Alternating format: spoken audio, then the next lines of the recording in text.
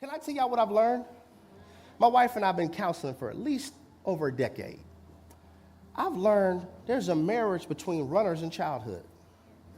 I'm just noticing. When you have parents who did not understand the psychological long-term effects of telling you to go to your room because they're overwhelmed, or because you did something bad and they say, I don't even know what to do with you right now. Go to your room.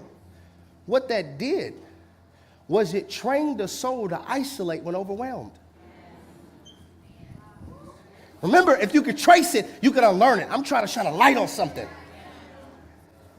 When you did wrong, go to your room. So when you sin, you isolate.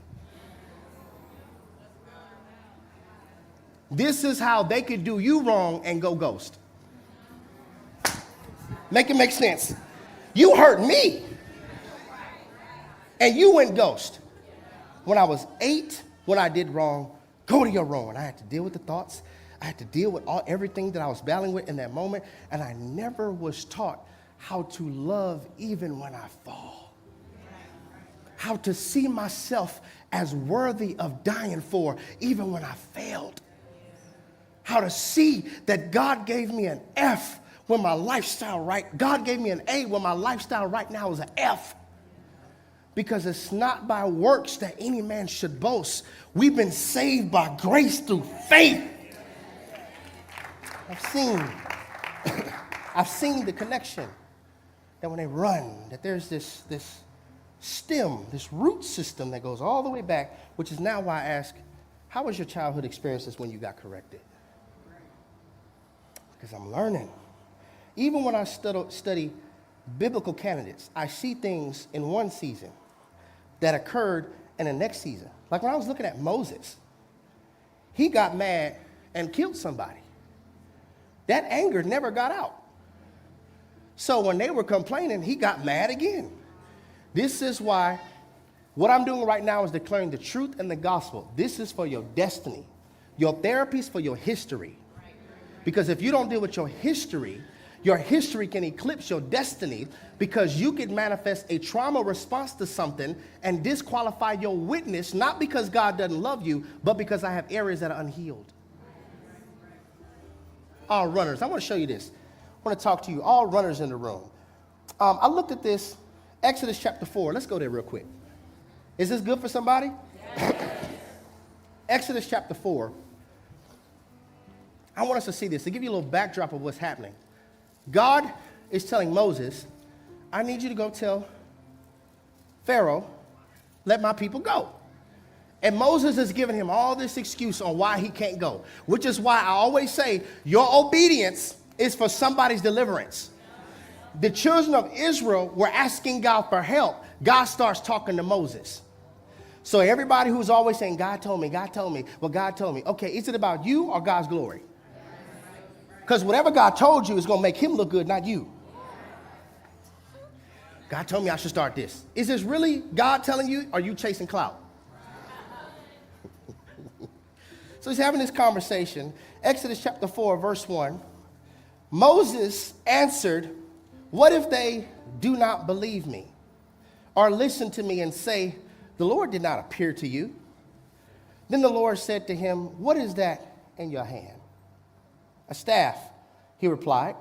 The Lord said, throw it on the ground. Moses threw it on the ground, and it became a snake, and he ran from it. Then the Lord said to him, reach out your hand and take it by the tail. So Moses reached out and took hold of the snake, and it turned back into a staff in his hand. Hold up, wait a minute. Okay. Let's break this down, because I like to put me in the text. Okay. So God says, what is that in your hand? It's a stick. He says, throw it down. He throws it down, it becomes a snake, and he runs. Who wouldn't? I'm sorry, me and Moses would have been boys. At that, like Moses, I can relate. I don't do snakes. I don't like snakes. I'm never going to have a pet snake. You're never going to see me at the Houston rodeo holding a snake.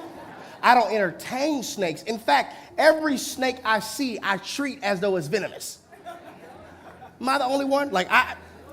Oh, so y'all, okay, y'all, some of y'all like snakes. I'm gonna pray for you, okay? I don't do snakes. Every snake I see, I treat it like it's venomous. I'm not a herpetologist. That's one who studies reptiles and amphibians. But since I don't know this snake, I'm gonna treat it like it's deadly. Ooh, what if we had that with our discernment? What if we were like, you know what, I don't know if this is God or if this is me, so I'm going to treat it like this has the potential to be venomous to my destiny. I'm not going to touch it till I get some divine discernment.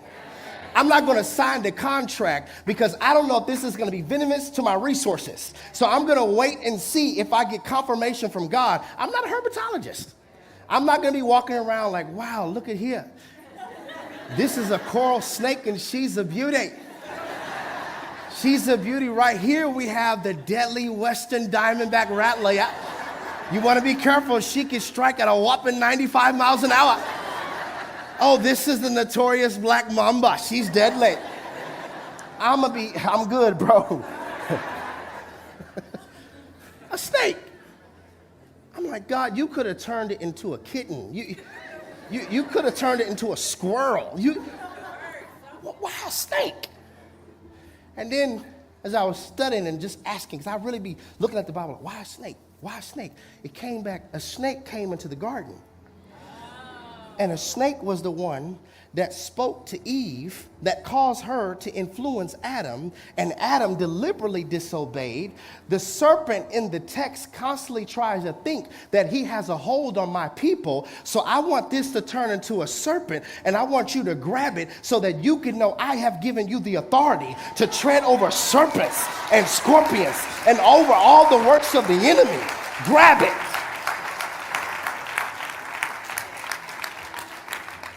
He has the stick, throws it down, becomes a snake.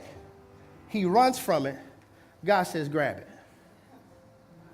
He has the stick, throws it on the ground.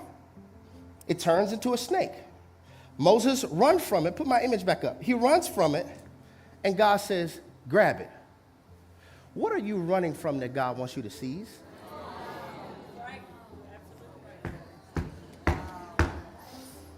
What are you running from that God says, seize it?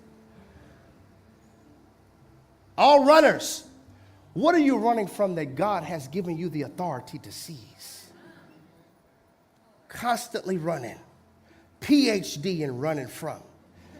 GED in working through. Run from everything. Run from problems. Stay running on fumes. Keep running your mouth and always running red lights.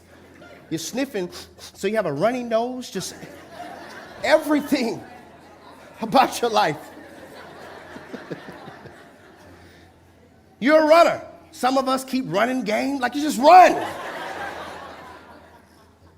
What are you running from?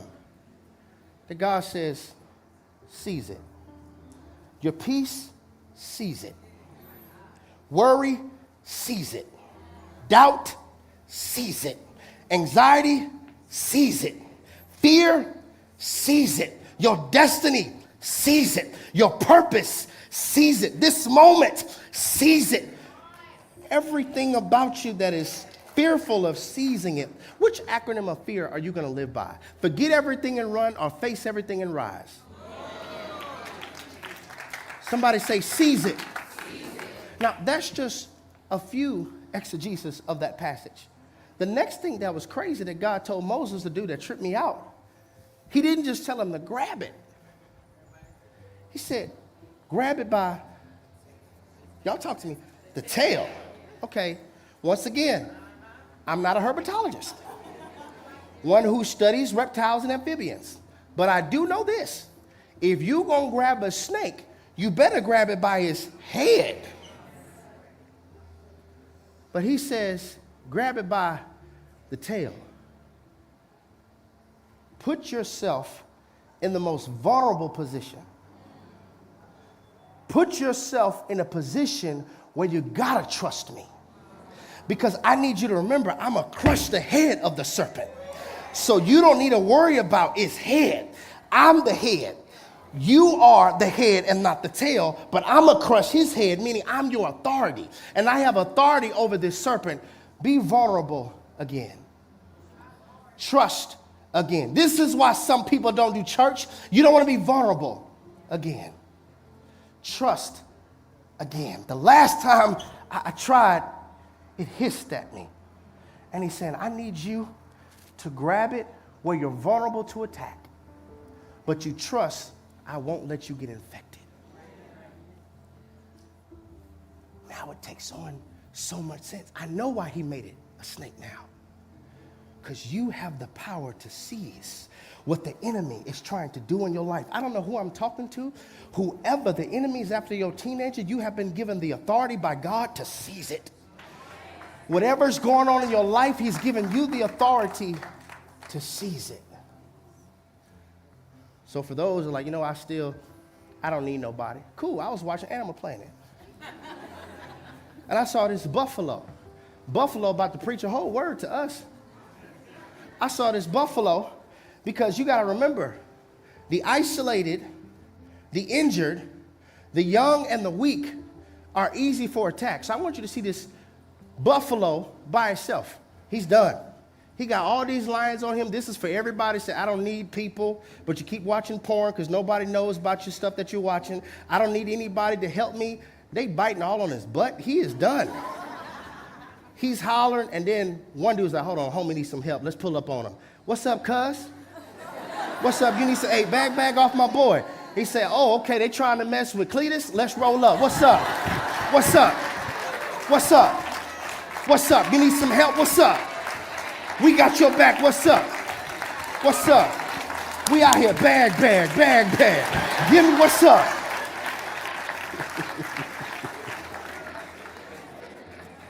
Looking just at the animal kingdom, that buffalo was done. Lions were like, we about to have some buffalo wings tonight.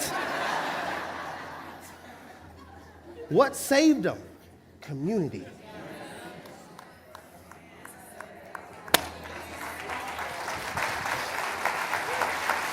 Community. It wasn't about his horns. It wasn't about his strength.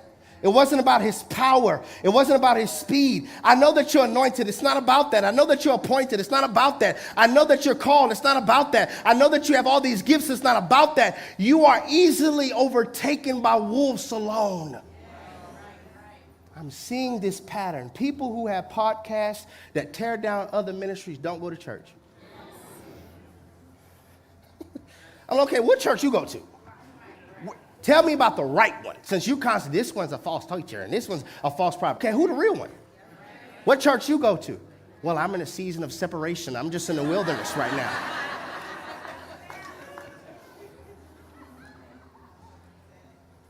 You're easily consumed by wolves when you're alone. Some things you don't get through teaching.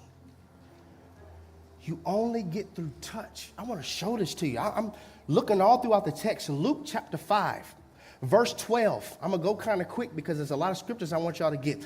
Luke chapter 5, verse 12. While Jesus was in one of the towns, a man came along who was covered with leprosy. Somebody say he's unclean. Okay. When he saw Jesus, he fell with his face to the ground and begged him, Lord, if you are willing, you could make me clean. Jesus reached out his hand and touched the man. He reached out his hand and touched the man. Okay, this is Old Testament problematic because the Old Testament lets us know that anybody who has leprosy is unclean. So if the unclean thing touches the clean thing, the clean thing now becomes unclean. But Jesus, the embodiment of both testaments, switches it around to where if the unclean thing touches the clean thing and the clean thing touches the unclean thing now becomes clean because I'm a master physician. Jesus reached out his hand and touched the man. I am willing, he said, be clean. And immediately the leprosy left him. Some things you don't get from teaching, you get from touch. Mark chapter 8, verse 25. Once more, Jesus put his hand on the man's eyes. Somebody say touch. Then his eyes were open, his sight was restored, and he saw everything clearly. Some things you don't get from teaching, you get from touch. Luke chapter 7, verse 14. Then he came and touched the open coffin, and those who carried him stood still, and he said, young man, I say to you, arise. So he who had been dead. This takes me back to the women's conference back in Atlanta. This funeral has happened. A woman is crying because her son has just died. She already lost her husband. Now she's losing her son. Jesus steps in and touches the coffin. You know what Jesus just said? Pause. This is not going to end in death on today. Pause. This is not going to steal your joy on today. Pause. This is not going to take your peace on today. Pause. I wonder, is there anybody that has been going down a path, but Jesus came in your life and said, pause. Bullet go another direction. Pause. You're not going to die like this. Pause. Death must respect your purpose. Pause. To touch the coffin. I can give you more Bible. Mark chapter 5, verse 25. Now a certain woman who had a flow of blood for 12 years and had suffered many things from many physicians, she spent all she had and was no better, but rather grew worse. When she heard about Jesus, she came behind him in the crowd and touched. I hope y'all are getting this. Touched his garment, for she said, if only I may touch his clothes. Listen, this woman who goes nameless, we only know her by her condition and her extension. Y'all missed it. We only know about her from her condition and her extension. She was willing to reach out to touch. And I just think we need to pause right here and get ready to give God a praise, because I call it a touchdown miracle. Because ever since Jesus touched me, my anxiety has gone down. My worry has gone down. Insecurity has gone down. Viewing myself as a failure has gone down. Is there anybody under the sound of my voice in this sacred sanctuary who has ever had his touch? Who is desperate for his touch?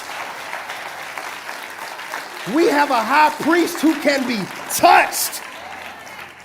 Some things you don't get through teaching. You only get through touch.